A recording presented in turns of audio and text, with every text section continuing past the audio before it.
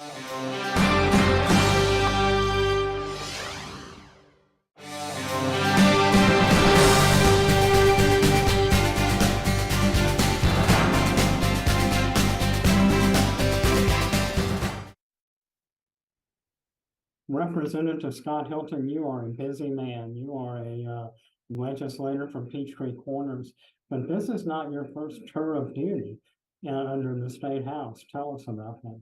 That's right. I absolutely love public service, serving our community. And so previously served from 2017 to 2019. Actually then went to work in Governor Kemp's administration for a couple of years.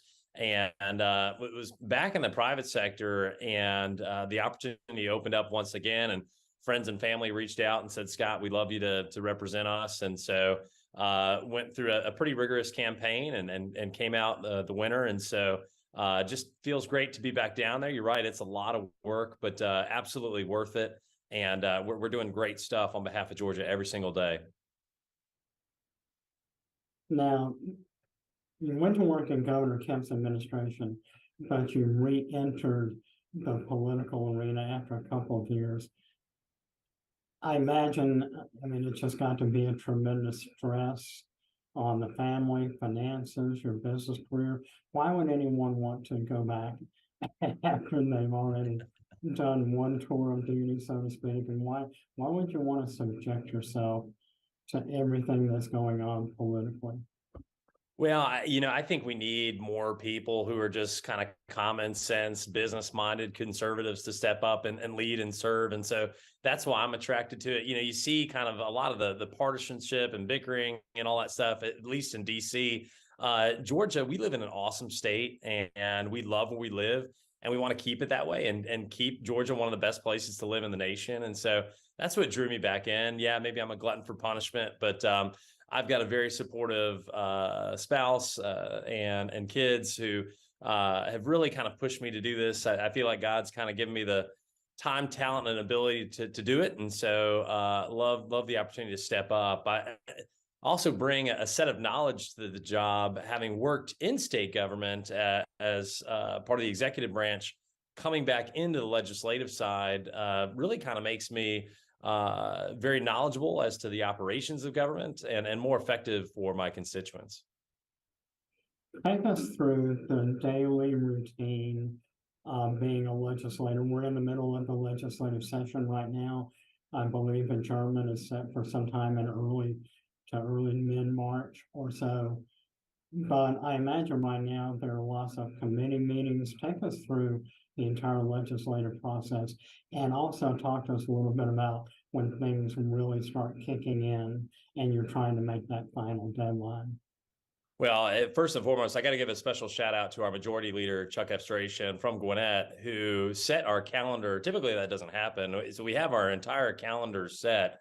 So we know when we're going to be in session, when we're not. And generally it's Monday through Thursday, and we have Fridays, quote unquote, off, but really to go back to your district and do your day job, meet with constituents. I was adding up my hours this week, though, and it is very, very busy. So on an average day, I typically get to the Capitol about 6:30, 7 o'clock in the morning, get about an hour's worth of work done. First meeting's at 8. We then go into session at about 10 o'clock. The afternoon is filled with committee meetings. And in the evening, there's generally a reception or a dinner that you need to go to with associations or constituents. And so, yeah, it works out being about a 12 to 14-hour day every day while you're down there. But again, a lot of fun. You learn a lot of good stuff about our state, but certainly a lot of work and a sacrifice for both your business and your family, for sure. From a purely educational standpoint, what is crossover day and why is that important? Great question. So the two biggest days in session are crossover and sine die. So on crossover, all bills have to pass out either of the House or the Senate, or otherwise they're essentially dead for the time being. So I believe, I don't know if it's day 28 or 30, somewhere along that line, all bills have to cross out of either the House or out of the Senate to be considered still alive. Now, there's other kind of legislative tricks and minutia that you can do to kind of keep your bill alive, but that crossover date's a big date. And really after that date, the House starts to consider Senate bills, and the Senate begins to consider House bills that crossed over. And then sine die is the last day, day 40 of the legislative session. There have been a number of bills that we've been tracking here in Atlanta News First that are held in committee hearings, or they're put in the hopper and maybe are not necessarily assigned to committees. Is any bill that's introduced, is that required to be assigned to a committee, or can it just stay in the so-called House or Senate hopper, if you will? That's a great question. So I'll walk through real quick. So I'm assigned a number of committees that I serve on. So I currently serve on as vice chairman of education, vice chairman of creative arts and entertainment.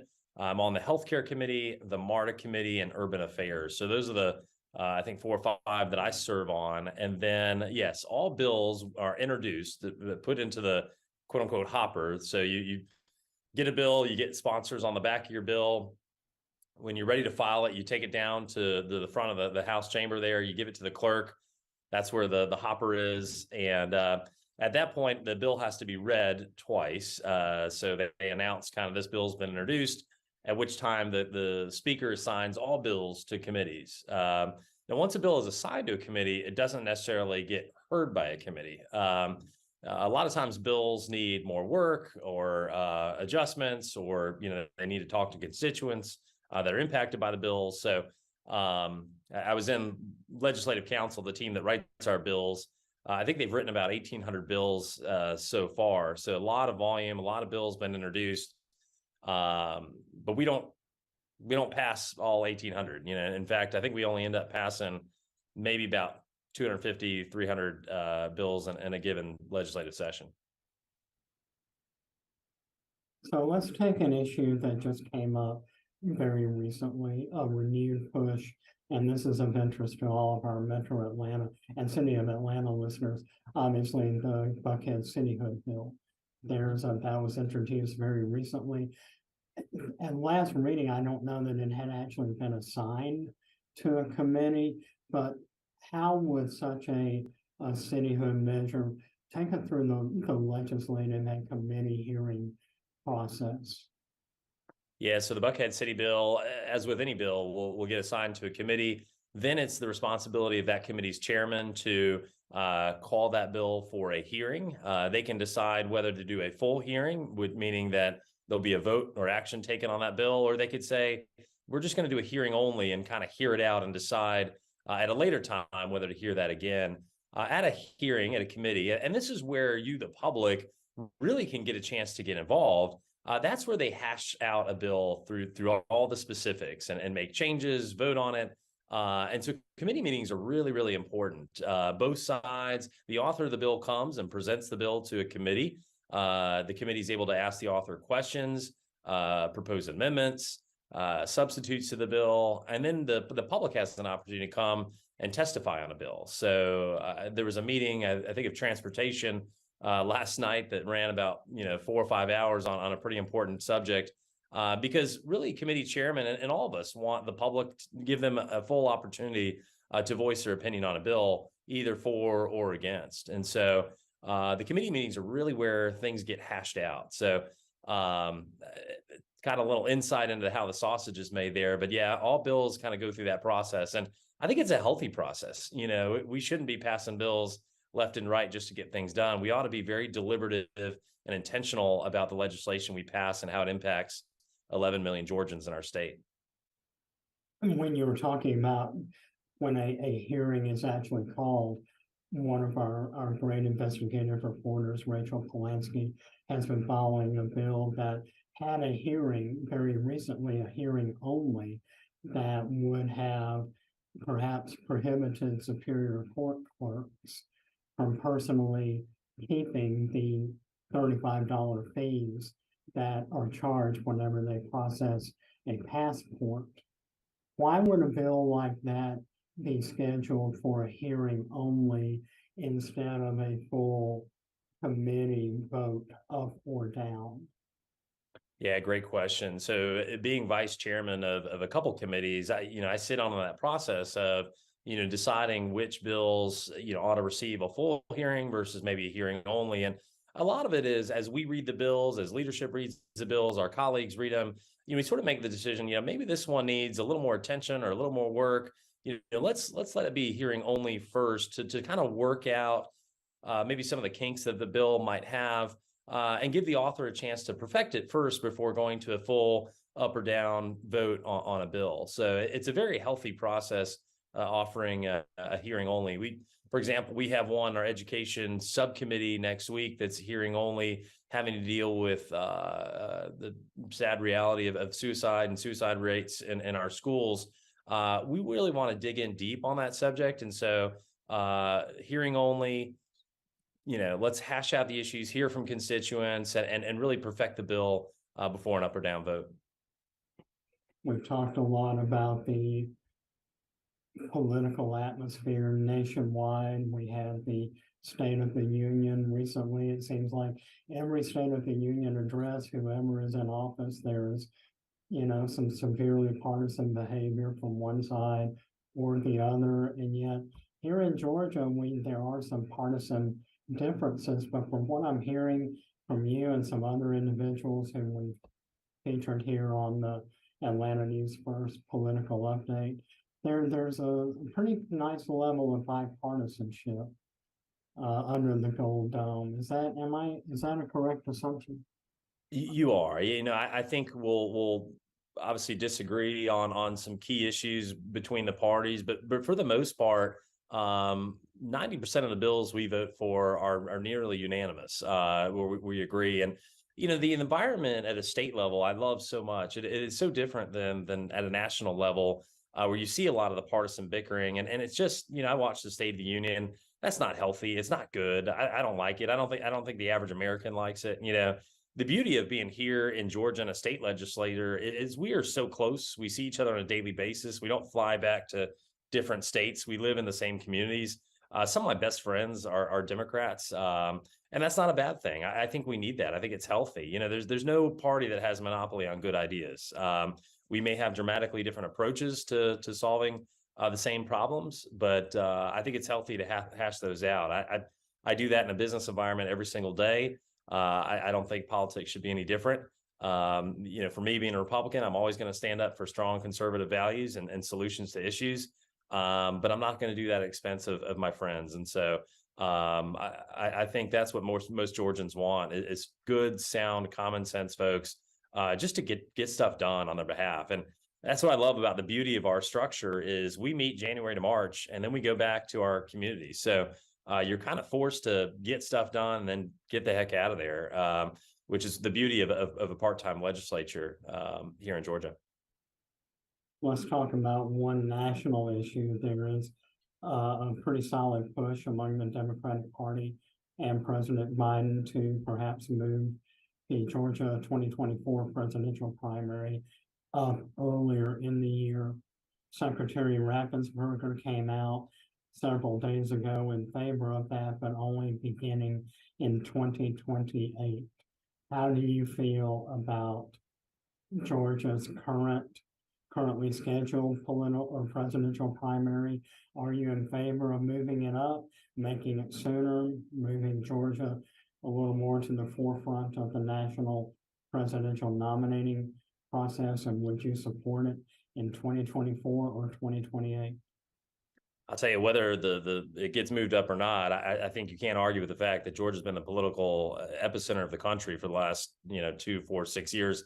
Either the benefit of detriment. I know a lot of us are tired of the political ads on TV. Hopefully it's been good business for you all. But yeah, I think there's some logistical issues that between the parties would need to get worked out. I'm not familiar, as Secretary Raffensperger might be, with what all needs to happen for that to take place. A lot of it's kind of politically driven. I just find it funny and kind of ironic, the boycotting of Georgia when it came to the All-Star game, and now they're trying to bring the DNC convention to Georgia. I find it amusing, to say the least. But yeah, I'm a big advocate for our state and voters to have a voice. And so whatever allows that to happen. But yeah, I've always thought the traditional system we have has produced a good candidate, and so we'll see what the parties decide amongst themselves. But I think whatever we do, we've got to make it easy for voters to understand when to vote, how to vote, where to vote.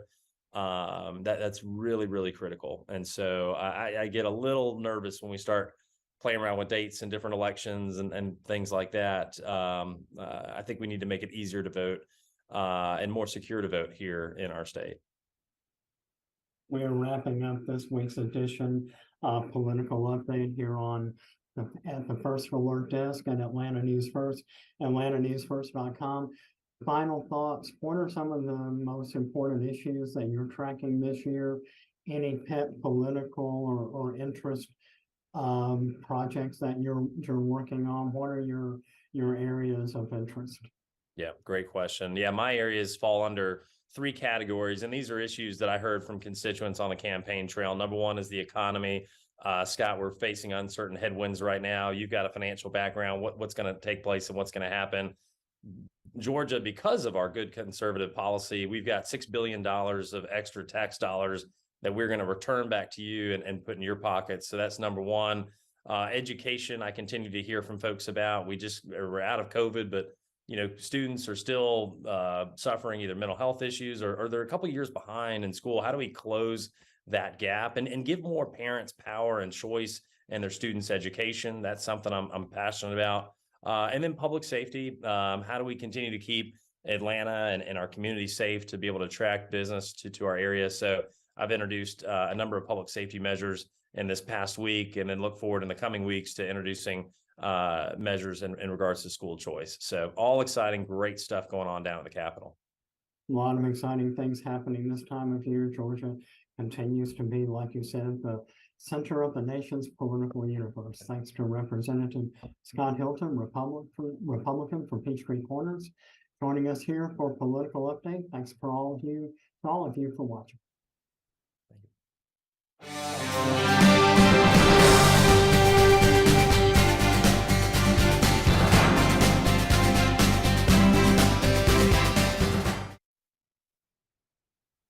Have you ever been in the state Senate chambers before your orientation a couple of weeks ago?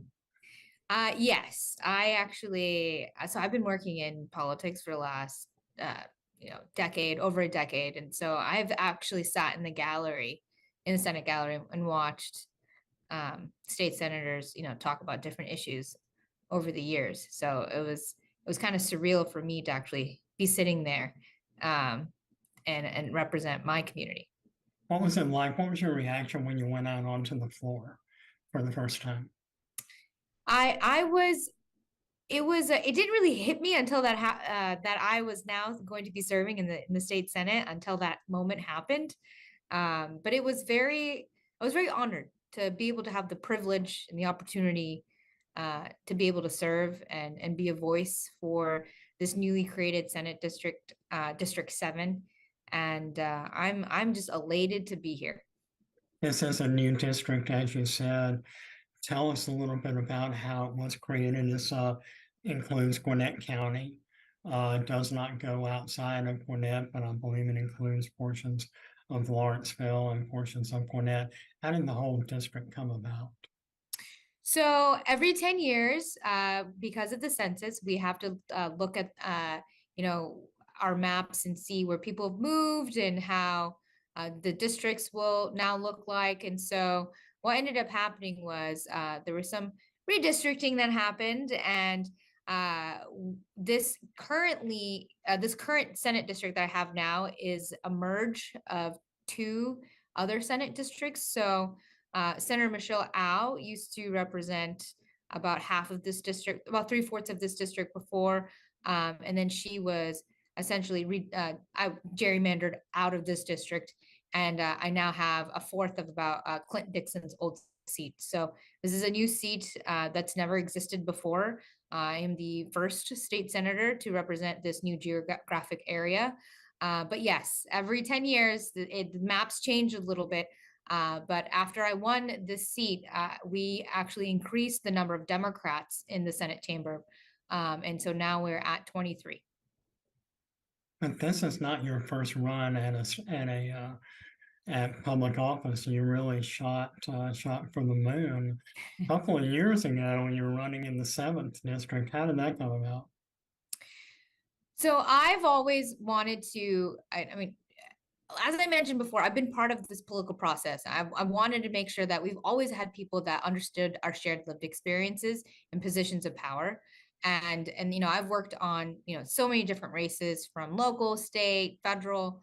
And when this seat, Congressman Rob Woodall announced that he was retiring, this is a community that I grew up in. Gwinnett County is my home. And it's the fourth most diverse county in America. And I wanted to make sure that Gwinnett had a voice that understood its history, understood the lived experiences of the people that lived there. The Senate District 7 back then and now is a majority minority district. And so I ran for office because I really wanted to speak truth to power and be a champion for progressive policies that actually,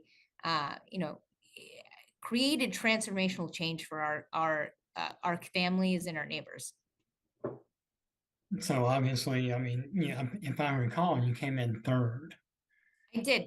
It was a very close third to Okay. I think the difference was like 100 votes or something, less than 100 votes between second and third.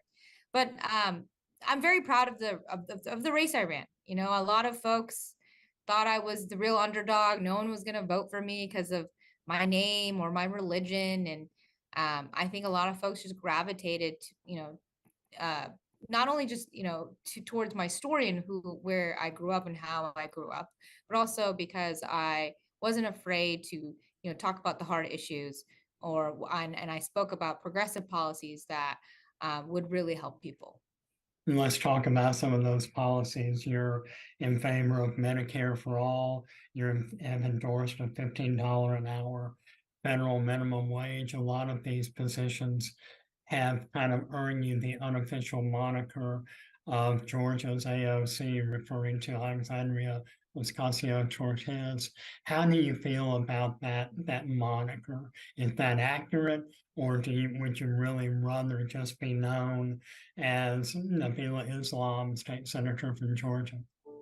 Absolutely. So I think that these policies aren't, super far-fetched. A living wage starting at $15 an hour and then pegging it to inflation thereafter, making sure that the richest country in the world is able to provide healthcare for all of its citizens.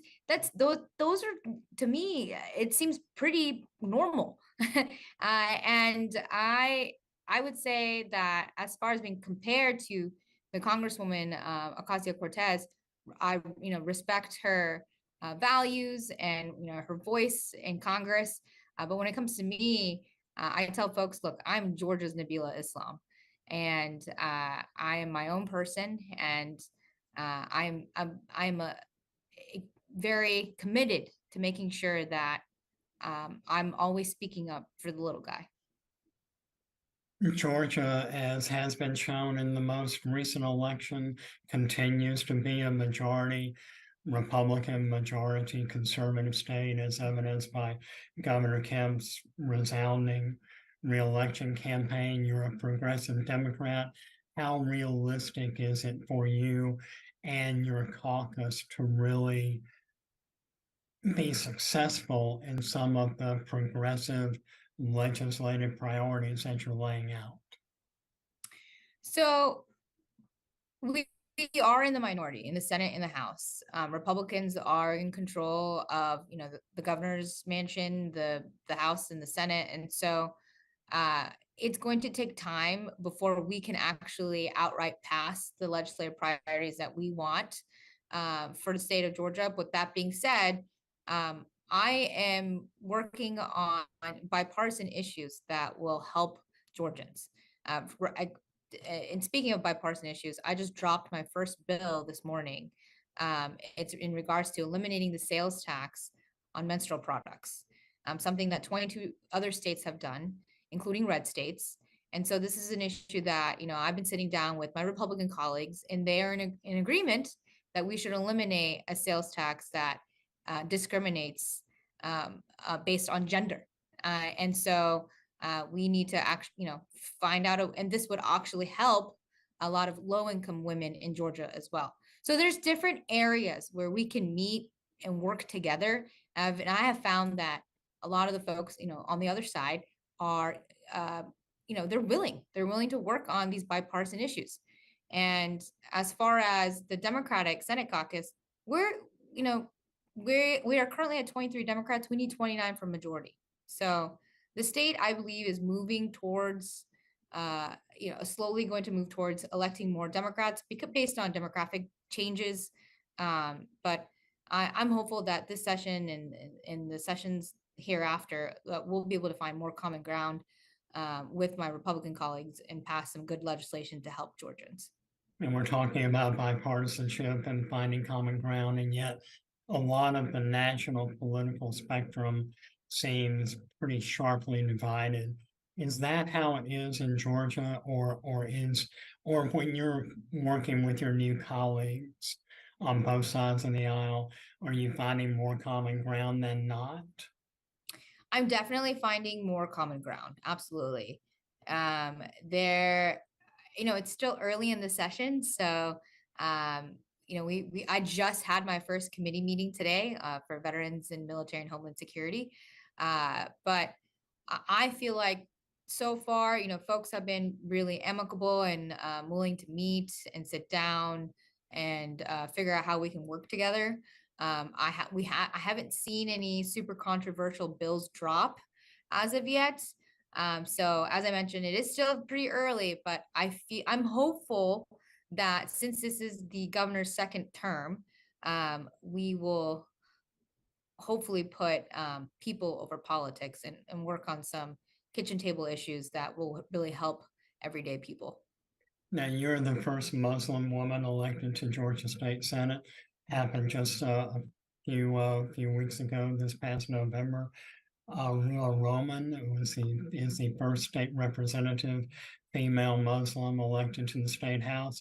Have you two met each other? I mean, do you talk about issues, share common experiences, or are both of you just kind of going your own separate ways in the House and the Senate? Oh yeah, no, I'm super proud of State Representative Rua Roman.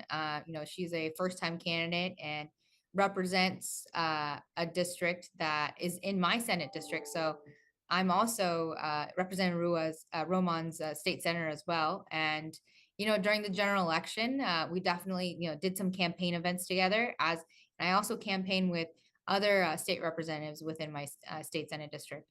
But I think it's we both made history by becoming the first Muslim women in both chambers. And I think that's great that we're, breaking that glass ceiling for other Muslim women to want to run for office, and, just showing not only Muslims, but all people that, folks like me and Representative Roman are worthy of being a part of this political process. Unlike some of the folks that told me I would never be electable because my last name was Islam, I feel like we all have a place in helping our communities. You're a freshman state senator. Where do you want to be 5 years from now? Where would you like to be 10 years from now? Are we looking at a future congressional run? I know most politicians will say I'm totally focused on my job, but I'm trying to be realistic here. Okay. Hey, I'm looking forward to having the majority in the state Senate. Right. So I think that there's a long-term plan here to make sure that Democrats absolutely need to, capture the majority, whether it's in the Senate or the House. And I want to be part of that wave, the hard work that we have to put into in order to do that. And so I'm looking forward, and this is my real answer. Like, I'm really looking forward to to being in the majority, and we're not that far away. We need about six. Once we get to 29 Democrats, we'll have the majority in the Senate caucus. So that is what I'm focused on, and I am focused on helping my district. We're wrapping up our conversation with a newly elected state senator from Gwinnett County, Nabilah Islam, first Muslim woman elected to Georgia State Senate. If there is one aspect of the legislative or political process that you would want all of our viewers and listeners to know, what would it be? Oh, wow. I would say if there's one aspect, well, I want to say get involved, whether it is volunteering on a campaign, showing up at a town hall, or just visiting the Capitol, or emailing your, state representative, state senator about an issue that you care about. Get involved, because when you're not at the table, you're on the menu. Don't let other people speak for you.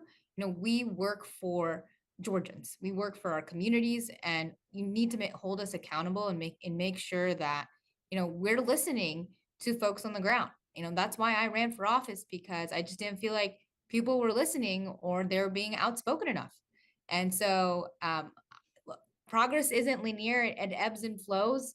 But I'm someone that will always stay committed and make sure that my foot is on the pedal and we're moving forward. And I would just say, just to circle back to my original point, get involved, have your voice heard. Good advice for everyone watching and listening to this edition of Political Update on the Atlanta News First Alert Desk. Thanks to Senator Nabilah Islam. Thanks to all of you for watching this edition.